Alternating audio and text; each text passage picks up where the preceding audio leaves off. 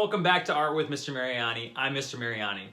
Today we're going to be talking a lot about value and this idea of where it came onto the scene in art history.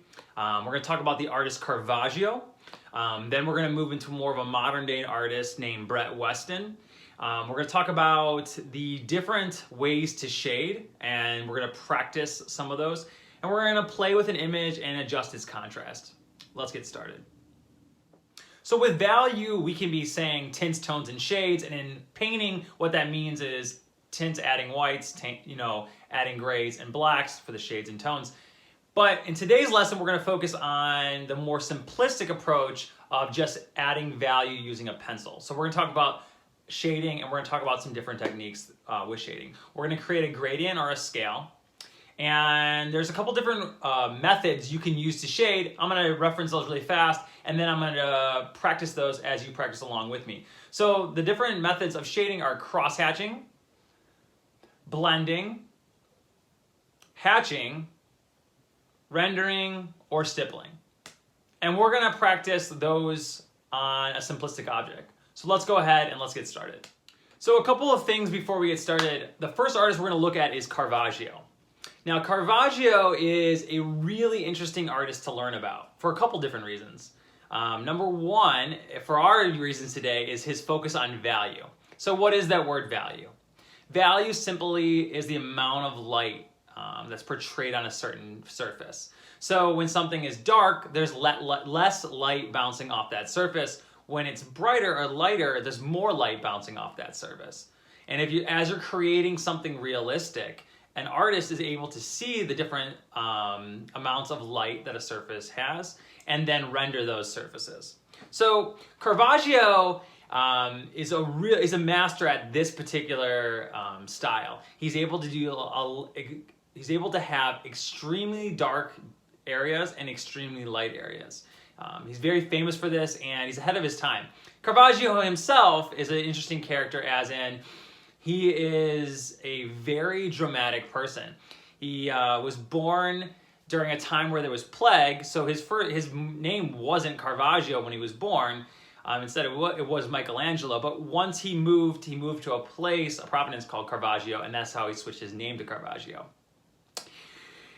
He really struggled with his emotions and keeping those in check. He was a very angry, hot-tempered artist, and you can see that a lot in his work. A lot of his work is pretty gruesome. He depicts a lot of images from Catholicism, and he depicts more of those dramatic images. A lot of his characters are being beheaded, executed. He's really focused on that. He himself went to court 11 different times. He died at the age of 36, so you think about being arrested and brought to court 11 different times is quite dramatic. He actually ends up killing somebody in a dispute. It's over a girl, and so he has to flee. So a lot of his art is spread from Rome, but then as he flees to a place called Malta. So we see him pop up and create artwork back there. And what happens there is he then beats up a priest and has to go back to Rome. So he hopes that in Rome he'd be forgiven. However, someone that was a friend of the priest in Malta follows him to Rome and ends up cutting his face so badly that it gets infected and he ends up dying. So this is a very dramatic artist, but I want you guys to understand that some of that life experience is translated into his work. So the work we're going to be looking at right now is one of his most populars, called The Calling of Sir Matthew. And what you can see is that light beam hitting straight down. A lot of these artists at this time are not making such an extreme differentiation between light and dark. So Caravaggio is becoming very famous for this use of light. This idea of using something so extreme, the darks are so dark that you can't even see portions of them, and that light is so illuminated that he can kind of direct the way he wants the viewer to look at his work. Okay? The other artist we're going to be looking at today is Weston. And Weston is completely different from Caravaggio. Weston is born in Los Angeles in 1911. He passes away in 1993. He starts his art career at the age of 17. He breaks onto the scene at the age of 21. And he is popular for his photographs. Now, he's shooting in film, so there's a whole different process than digital that we think of today. But Brett Weston is implementing the same idea of light and dark contrast that Caravaggio was working with way back in 1571. We fast forward to so many years later, and now we have artists that are approaching the same idea of implementing value, but with using a different medium. So let's take an image really fast and let's manipulate it just using its contrast, and then just see how that image is changed. Okay, we're going to look at a photograph that I took, and we're going to adjust the contrast. Now remember, when we're talking about contrast, we're talking about the difference between light and dark.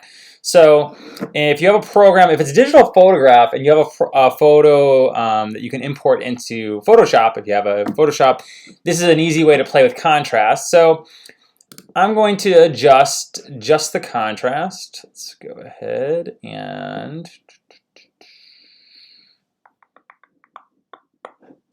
contrast. Okay, so I have this little bar down here called contrast, and what's going to happen is, as I take away contrast, the picture starts to illuminate, and as I add it in, my darker areas get a little bit darker. Now, it does help to see it in black and white. Our photograph that we looked at earlier was black and white, so let me change this photo to black and white. Now, what I'm going to do, again, is I'm going to mess with the contrast again, and you see this time, if you can see it a little bit better. So if I slide the contrast over, get rid of it, it gets lighter. And as I add it back in, it gets significantly darker. So this is a picture with high contrast. Remember, we're talking contrast is the difference between light and dark, taking away some of that light that's already in the picture to darken it up. Caravaggio was famous for this. It was a skill that I want you guys to learn. And so now what we're going to do is we're going to move into some sketching and using different kinds of shadings. So let's go ahead and let's get started. For this assignment, you're really only going to need a piece of paper and a pencil. And the other thing you might need is an object. It can be any object you want. I would pick a simplistic object, so I'm just going to go with a cup. I'm not even going to use these details. Okay? So the first thing you're going to do is we're going to do a value scale. And a value scale, again, is going from light to dark. So what I'm going to do is, if you have a ruler, that's great. I don't have a ruler. I'm just going to use this packaging for an iWatch band. And what I'm going to do is I'm going to go ahead and make a rectangle in the middle of my paper. And I'm going to divide it up. So I'm going to put in here 1, 2, 3, 4, and 5. So I have 5 lines. So when I number my boxes, I'm going to number 1, 2, 3, 4, 5, and 6. We're going to come back to that, okay? Flip your paper over. What I want you to do is I want you to draw your object in 4 different spaces. Actually, let's do 5. So let's go ahead and start. So for mine, very simply, these don't have to be the most detailed sketch, but you still want to make sure you have the form. If you don't have an object to sketch at home, feel free to copy my cups.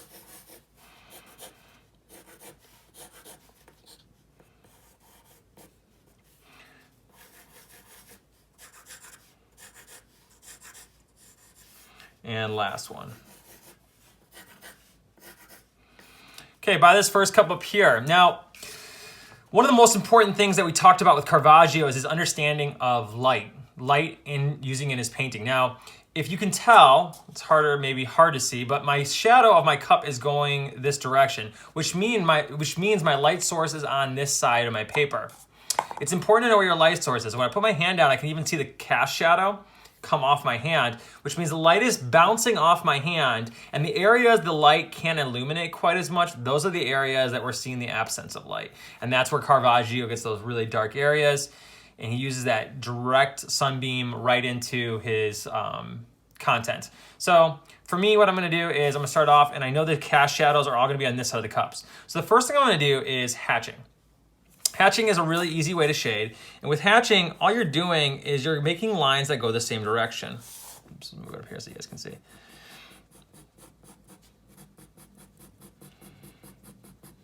And this is called hatching.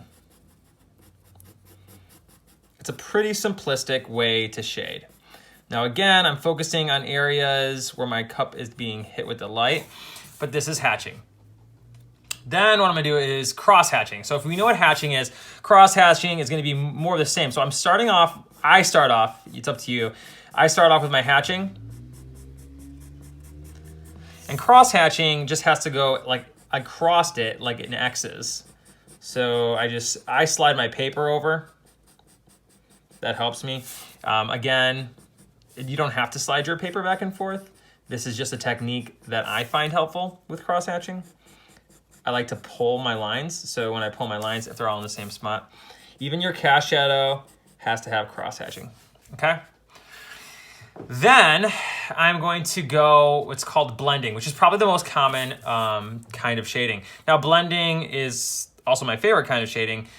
When I was in college, a teacher taught me to use little tiny circles, and blending really depends on, number one, you can blend with a blending stump or your finger. Just be careful, your fingers have a lot of oils on them.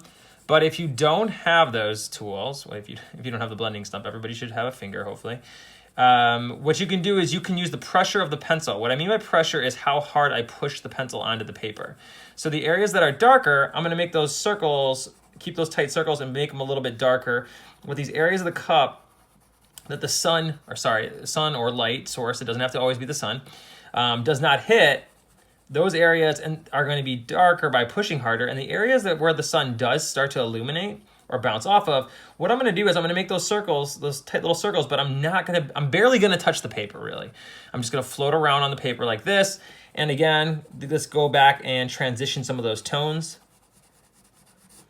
And my cast shadow, same idea. Right next to the cup, it's going to be the darkest, and then as it releases from the cup and extends out, it's going to get lighter and lighter and lighter. And then this interior here, again, light wouldn't be able to hit that interior of the cup. I'm going to go ahead and I'm going to slowly, this one honestly is my favorite. I feel like it gives you the most control and has the ability to look the most realistic, but all of them work. It's just going to come down to your personal preference of design. Okay, so then my next one is going to be stippling. Stippling is a little more tedious, which means it takes a little bit more time. So stippling is dots. And the dots come closer together. So one thing I want to talk about is space.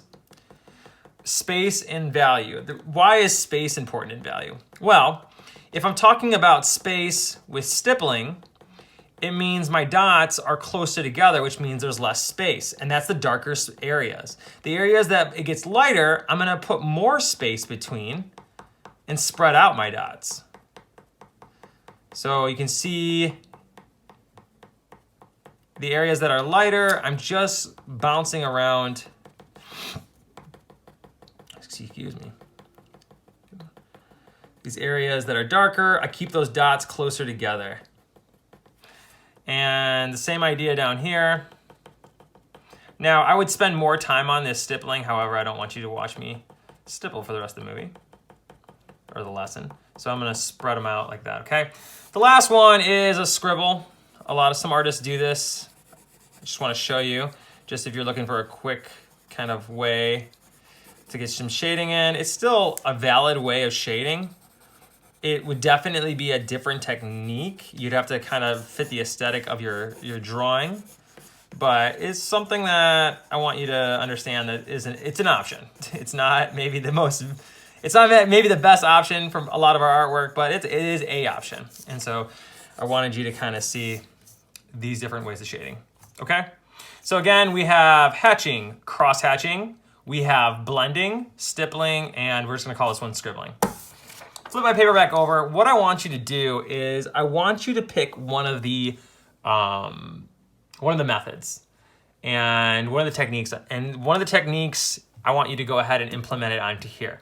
Now I want you to pretend that your light's hitting here. So what I'm gonna do is I'm gonna put a sunlight, or sorry, sun, not a sunlight. Sun right on this corner. And then I'm gonna put a moon on this corner.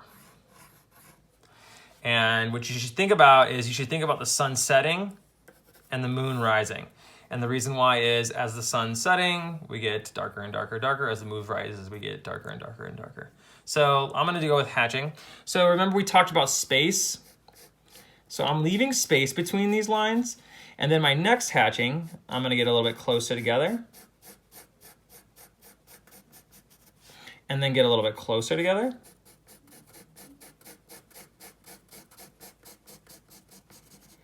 And then closer together.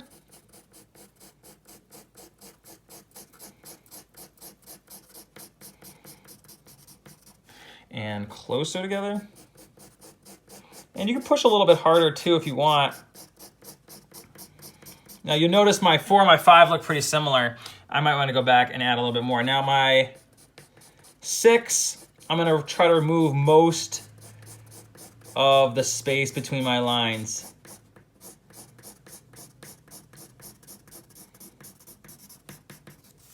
And so now I have a gradual movement from light to dark by moving those hatching lines closer together. Same thing that would happen with stippling if you choose stippling.